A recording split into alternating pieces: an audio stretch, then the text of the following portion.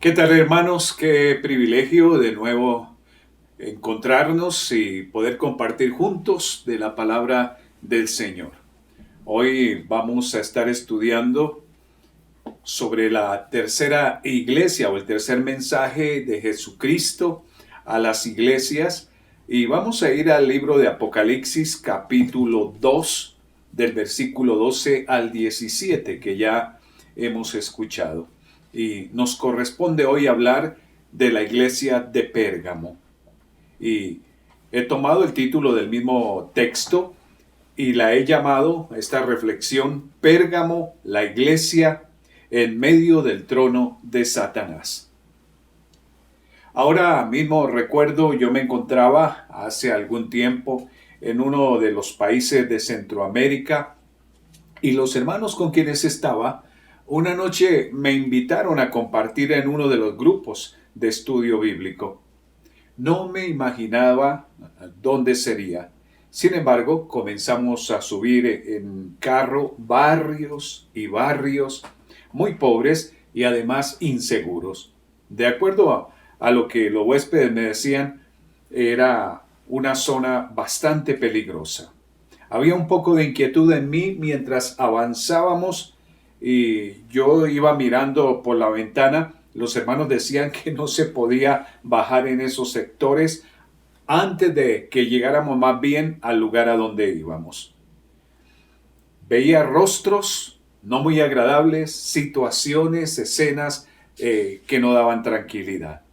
Por fin llegamos a una sencilla casa en medio de un aguacero y allí había una buena cantidad de personas reunidas en un patio que goteaba por todo lado.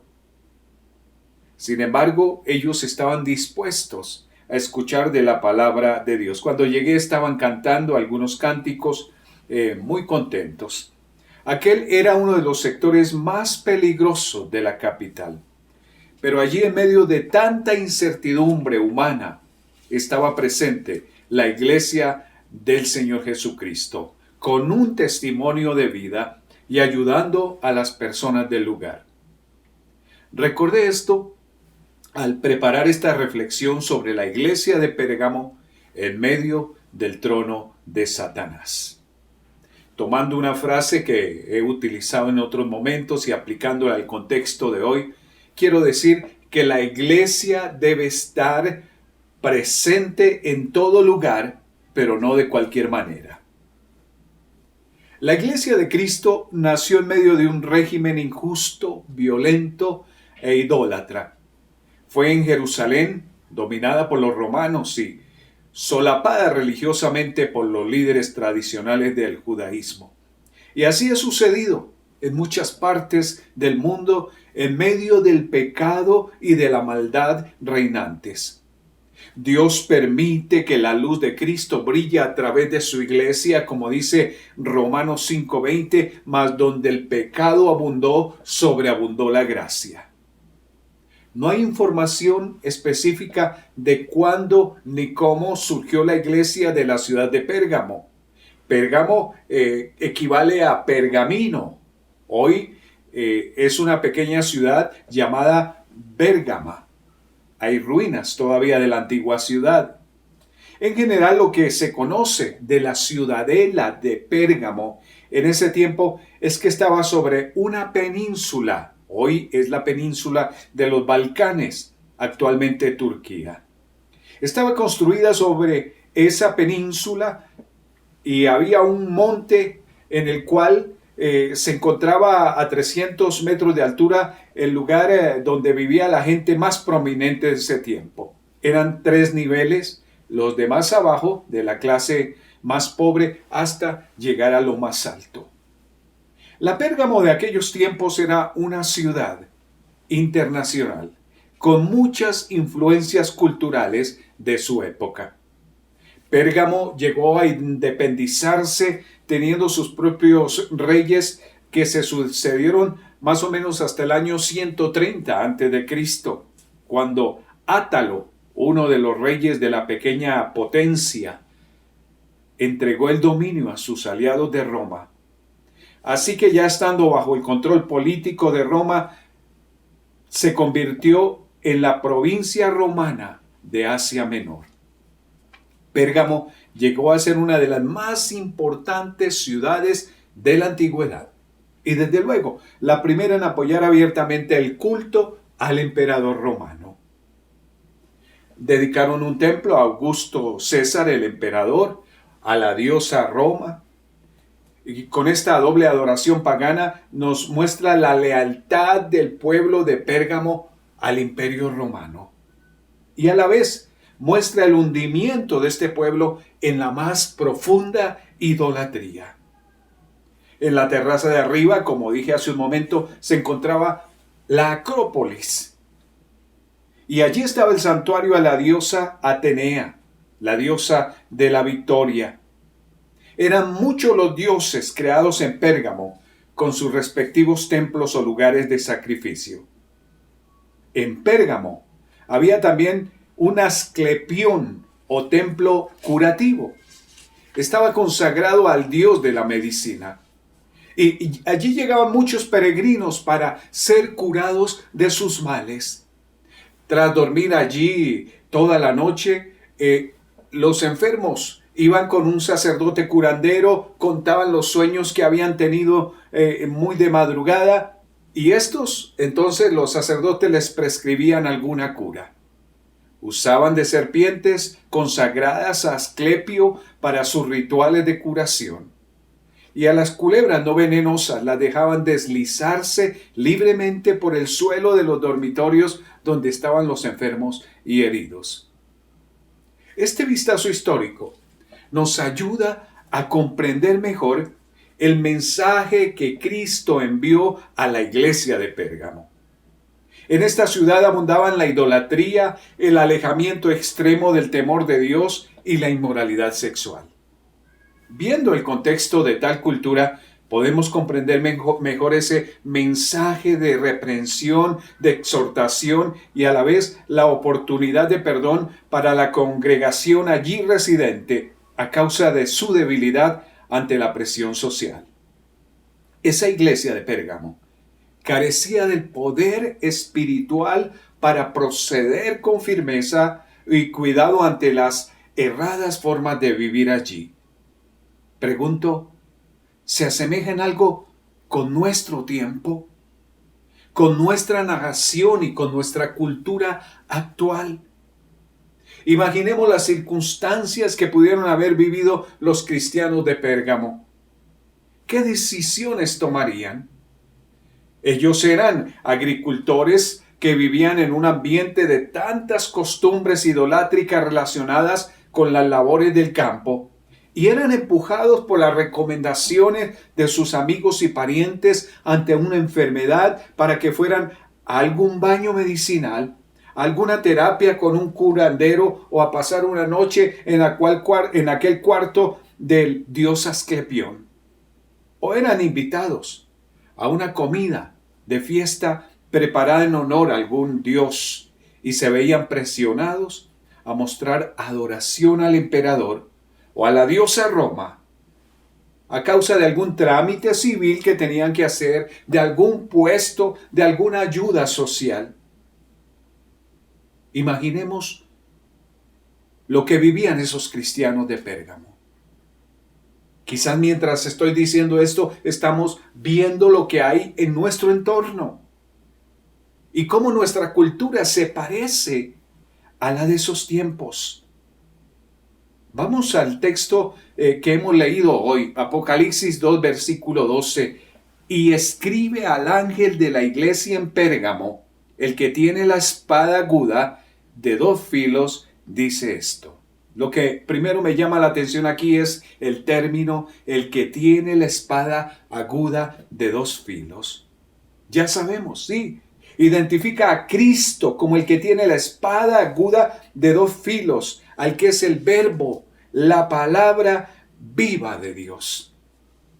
Como dice Hebreos 4:12, que la palabra de Dios es viva y eficaz y más cortante que toda espada de 2 filos y penetra hasta partir el alma y el espíritu, las coyunturas y los tuétanos, y discierne los pensamientos y las intenciones del corazón.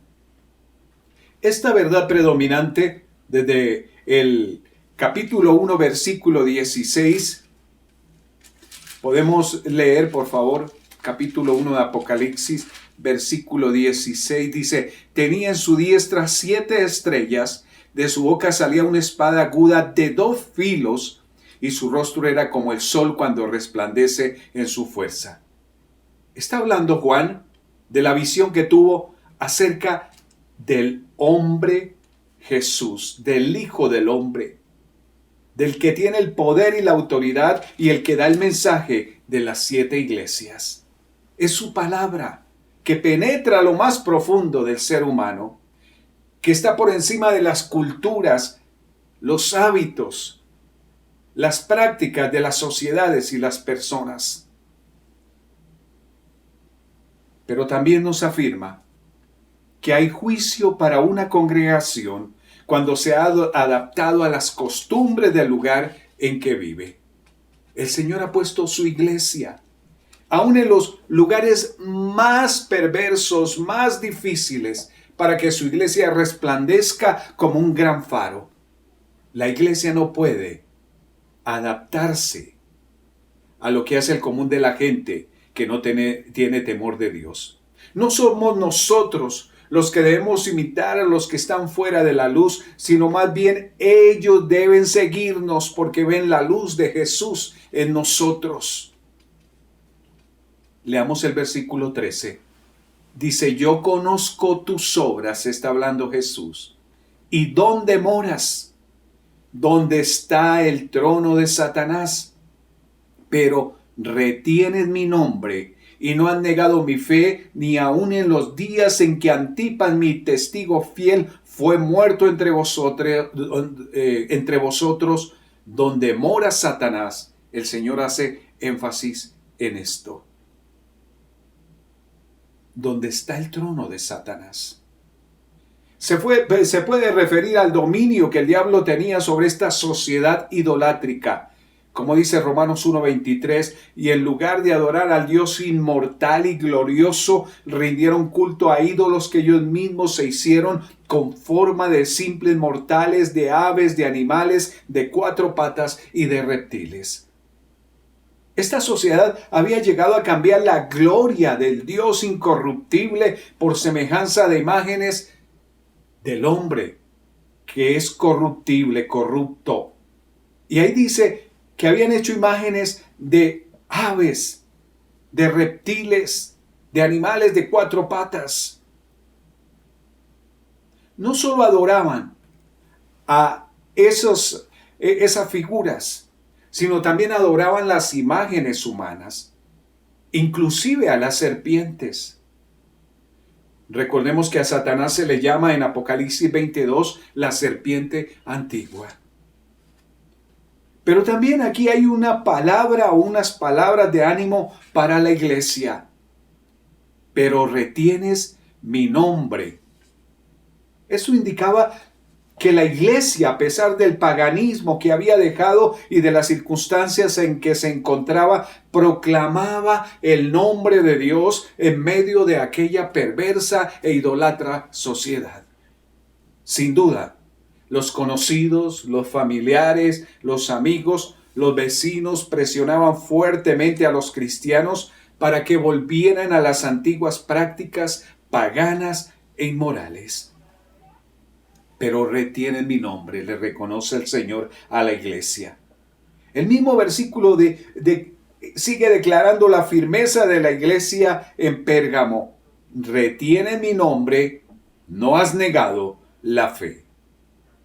También se refiere a un tiempo difícil, cuando uno de los cristianos del lugar, y lo cita allí, Antipas, sufrió el martirio. Sin embargo, los creyentes del lugar, a pesar de todo el sufrimiento, a pesar de la persecución, a pesar de estar expuestos al contagio del pecado y de la idolatría, no abandonaron la fe. La iglesia había dejado de ser agradable a Dios. Versículo 14. Pero tengo unas pocas cosas contra ti, que tienes ahí a los que retienen la doctrina de Balaam, que enseñaba a Balac a poner tropiezo ante los hijos de Israel, a comer de cosas sacrificadas a los ídolos y a cometer fornicación. Aquí hay una decepcionante declaración. Tengo unas pocas cosas contra ti. La iglesia de Pérgamo había dejado de agradar a Cristo en algunos aspectos. Qué triste situación para una congregación que ha sobrevivido en medio del trono de Satanás. La iglesia tenía entre sus miembros a los que retenían la doctrina de Balaam. Según Números 25, del 1 al 3, dice que moraba Israel en Sitín y el pueblo empezó a fornicar con las hijas de Moab, las cuales invitaban al pueblo a los sacrificios de sus ídolos, y el pueblo comió y se inclinó a sus dioses. Así acudió el pueblo a Baal Peor, y el furor de Jehová se encendió contra Israel. Estas personas, al igual que Balaam, enseñaban a otros que hicieran tropezar a los cristianos por medio del comer cosas sacrificadas a los ídolos y a cometer fornicación. Y en cuanto a esto de las cosas sacrificadas a los ídolos, el apóstol Pablo trató este tema extensamente en la primera carta de los Corintios, capítulo 8, de versículos 7 al 13. Allí nos indica que el comer carne en sí no nos hace ni más ni menos aceptos delante de Dios. Sin embargo, puedo pecar contra un hermano débil cuando éste ve que yo como de lo sacrificado a los ídolos. Y entonces él se anima a hacerlo contra su conciencia. Así se ofende a Dios y así podemos perder al hermano débil. En 1 Corintios 10:21 dice: no podéis beber la copa del Señor y la copa de los demonios. No podéis participar de la mesa del Señor y de la mesa de los demonios. Lo que está advirtiendo aquí el apóstol Pablo es que un cristiano no puede servir al Señor, hacer las cosas del Señor y estar congeniando con el mundo, con las prácticas paganas. En fin, Dios se desagrada de aquellos creyentes que tratan de explicar que no es malo participar de asuntos que involucran los métodos, los propósitos y las obras del enemigo. Para nuestro Padre Celestial es un adulterio espiritual el participar en ciertas fiestas, ya sean nacionales, comunales o familiares, donde se honre a dioses, a ídolos o a imágenes que son las que la gente ha cambiado la gloria de Dios por la gloria que se le da a través de esas imágenes o ritos al enemigo. Y volviendo a la reprensión de Jesús aquí en Apocalipsis 2, notemos ahora la frase del versículo 14, y a cometer fornicación. Al final del versículo 14. Aquí puede referirse a las prácticas idólatras, llenas de sensibilidad e inmoralidad que se cometían en ese tiempo. Pero también se puede referir al pecado mismo de la inmoralidad sexual. Tanto para los griegos como para los romanos, la fornicación no era un pecado serio. Ellos lo hacían constantemente y no lo veían como algo grave.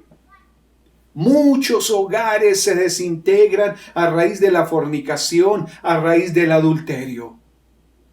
Otros conviven a diario con este mal. Conviven con una persona y no se casan, cambiando de pareja en pareja constantemente. Muchos hombres andan por la vida como solteros, aunque tienen hijos, como resultado del pecado, y no se hacen responsables ni detienen su práctica que ofende a Dios. Y muchos jóvenes entran en la vida madura habiendo perdido en la adolescencia eso tan bello que es la virginidad. Y la sociedad no ve eso como nada malo. Pero peor que eso, para algunas congregaciones, comillas, cristianas, eso no es motivo de alarma. Sin embargo, para la iglesia de Cristo, la fornicación es un asunto serio. Así como lo fue para la iglesia primitiva. Veamos Efesios 5:3, dice el apóstol, pero fornicación y toda inmundicia o avaricia, ni aun se nombre entre vosotros como conviene a santos. Por la reprensión del Señor a la iglesia de Pérgamo, sabemos que en esta iglesia había personas con problemas de pureza y falta de santidad al acomodarse a las costumbres sociales y a la inmoralidad sexual.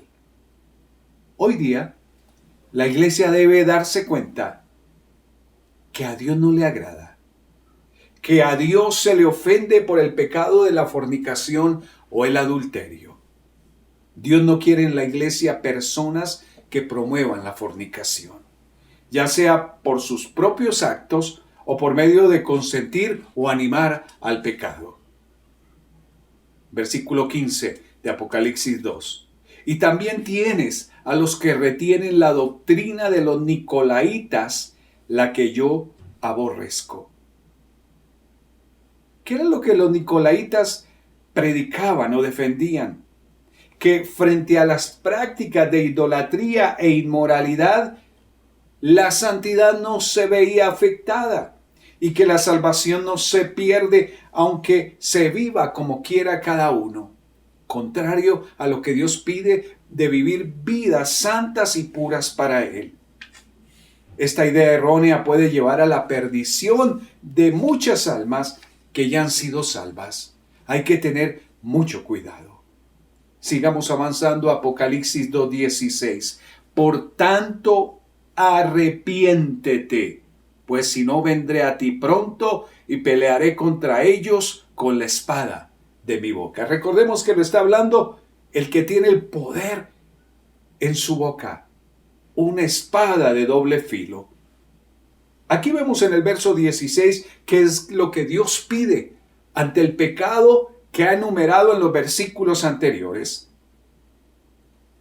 Jesús nos anima a arrepentirnos, dice, arrepiéntete. Recordemos la cultura dentro de la cual vivía la iglesia de Pérgamo. Pensemos en todas las tentaciones, luchas y pruebas que enfrentaba. Y sepamos que esta palabra es para toda la iglesia y el día de hoy cobra también importancia. La palabra es arrepiéntete. De cierta manera el mal había entrado en toda la congregación en forma de tolerancia y de flojedad doctrinal. Si no leemos la palabra, si no estudiamos la palabra, si no dedicamos tiempo para conocer lo que Dios nos quiere decir en su palabra, si no dedicamos tiempo a la oración y al fortalecer lazos con los demás, estaremos débiles doctrinalmente. ¿Será que nuestras iglesias hoy están tan acostumbradas a estos pecados adentro que ni la congregación ni los líderes exhortan ni reprenden estos males existentes entre algunos miembros? El Señor también dice en el mismo versículo, vendré a ti. Esto habla del juicio divino, que nada escapa al Dios eterno, que todo lo ve, que todo lo conoce. Y es a esta iglesia en particular que está hablando el Señor. ¿Cómo puede considerarse parte del cuerpo de Cristo a una iglesia que ha perdido las virtudes de aquel que la llamó de las tinieblas a su luz admirable, porque se le ha quitado el candelero, como dice al comienzo? Y concluyo en el versículo 17 de Apocalipsis 2. El que tiene oído, oiga lo que el Espíritu dice a las iglesias. Al que venciere daré a comer del maná escondido y le daré una piedrecita blanca y en la piedrecita escrito un nombre nuevo, el cual ninguno conoce sino aquel que lo recibe. El que tiene oído, oiga lo que el Espíritu dice a las iglesias. Dios da esta palabra a todo miembro de su iglesia, en cualquier congregación que esté dispuesto a oír el mensaje, sin excepción alguna. Es un mensaje universal. Y dice luego, al que venciere. Fijémonos que esta declaración antecede una promesa de 3 recompensas para todo seguidor de Cristo que está dispuesto a rechazar la doctrina de Balaán y la de los Nicolaitas en su vida y en la congregación. Lo primero es una recompensa, el maná escondido. Un alimento especial para el pueblo de Dios. El maná para los israelitas llegó a ser lo que los sostuvo en su peregrinación por el desierto, recordemos. Dios provee pan del cielo para su pueblo hoy en día que los sostiene espiritualmente. Además podemos pensar en los alimentos que tomaremos en las fiestas de las bodas del Cordero al llegar allí al cielo, como dice Apocalipsis 19:9. Otra recompensa es una piedrecita blanca. Las piedras blancas o negras tenían uso simbólico en la sociedad antigua. Una piedra blanca podría significar, por ejemplo, la absolución de una pena por parte de un jurado, y una piedra negra significaba todo lo contrario, culpabilidad. También una piedra blanca era usada como un pase de admisión a una festividad pública, como una distinción con que la presentaran, le daban entrada. Entonces, los hijos de Dios tenemos promesa de Él, de recibir una piedra blanca, ya sea que ésta represente libertad de nuestra culpa o admisión en las fiestas del Cordero de Dios. ¡Qué hermoso! Y la tercera recompensa es darnos un nombre nuevo, el cual puede tener mucho significado con relación al ministerio que Dios nos dé o el glorioso futuro que tengamos con Él. ¿Qué te ha estado diciendo Dios con este mensaje a través de estos minutos? ¿Qué debo hacer yo en particular? ¿Qué harás tú? Recordemos, el que tiene oído, oiga lo que el Espíritu dice a las iglesias. Somos nosotros los que debemos disponer nuestra vida, nuestro corazón, nuestro espíritu para poner en práctica aquello que Dios nos está hablando. Que el Señor Jesús te bendiga al prestar atención y obedecer a lo que Él nos ha dicho hoy. Iglesia de Cristo, levantémonos. Revisemos cómo estamos y procedamos con arrepentimiento. Oremos. Padre del cielo, Señor eterno, te agradecemos, Señor, por tu palabra, porque así como la iglesia de Pérgamo, Señor, necesitaba escuchar tu mensaje, hoy tú nos estás, en pleno siglo XXI, también dando esa palabra de arrepentirnos, Señor, si es que nos hemos, Señor, contaminado, contagiado con las prácticas culturales, llamadas mal culturales, porque están, Señor, quizás dominadas por el culto a ídolos, Señor, a dioses extraños, en lugar de honrarte a ti. Perdónanos, Señor, porque a veces no hacemos distinción. Perdónanos porque quizás nos vamos a hacer celebraciones a nuestros pueblos, en nuestro entorno, Señor. Celebraciones que van en contra de tu propósito. Ayúdanos, Señor, a tener sabiduría, a distinguir, Señor, lo que es puro, lo que tú admites, Señor, y lo que te ofende y desprecias y que es contrario a tu propósito, Señor. Perdónanos, Señor, y ayúdanos. Lo pedimos en el nombre de Jesús. Ayúdanos, Señor, a levantarnos como iglesia, a hacer la diferencia, a hacer las luces que resplandezcan, esos faros, Señor, que reflejen la luz de Cristo en medio de una sociedad que está contagiada por este tipo de prácticas. Que tu iglesia en cada lugar, por más difícil que sea ese lugar, alumbre, Señor, y brille como la gente necesita, para que guíe el camino que eres tú, camino que lleva a la salvación eterna. Gracias, Jesús. Señor, entregamos esta semana en tus manos. Oramos por tu iglesia, Señor. Oramos por los amigos, Señor. Guárdales, protégeles. Oramos por tu pueblo enfermo, Señor. Pon tu mano sanadora, lo pedimos en el nombre de Jesús de Nazaret. Extiende tu misericordia. Provee trabajo, Señor. Abre fuentes de bendición para tu pueblo, Señor. Señor, en tus manos estamos y tú harás lo mejor para tu pueblo. Lo agradecemos inmensamente en el nombre de Jesús. Amén y amén. Que Dios les bendiga, hermanos.